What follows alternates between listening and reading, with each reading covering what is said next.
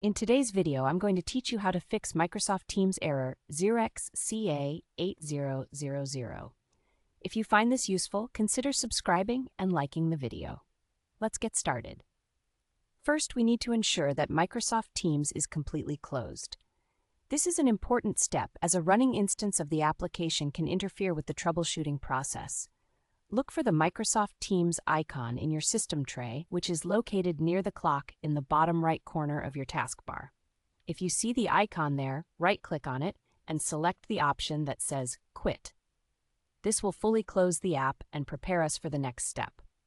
Now that Teams is closed, we'll move on to repairing the app. To do this, open the Start menu on your computer and type in Microsoft Teams. When you see the app in the search results, right-click on it, and from the context menu, choose App Settings. A new window will appear. Here, you'll need to scroll down a bit until you find the Repair button. Click on that button. Repairing the app in this way will fix issues without affecting your sign-in details or personal data, which is great because it ensures we don't lose anything important. Make sure to keep the app closed while we jump to the next step.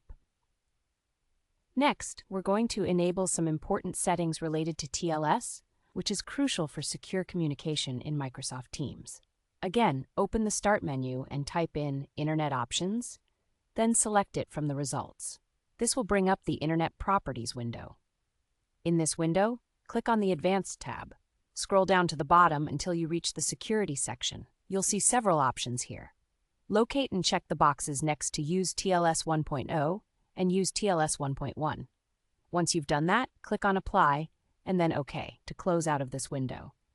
Enabling these settings can help resolve various connection-related issues, including the one we're dealing with. Finally, it's time to restart Microsoft Teams and test to see if the error has been resolved. Go ahead and launch the Microsoft Teams application again and attempt to sign in as you normally would. This is where we can check if all the steps we followed were successful in fixing the error. Just a quick note. If you found that the TLS options were grayed out during the previous step, it could be due to your organization's IT policies managing these settings. In such cases, you might need to reach out to your IT department for assistance. And that's it.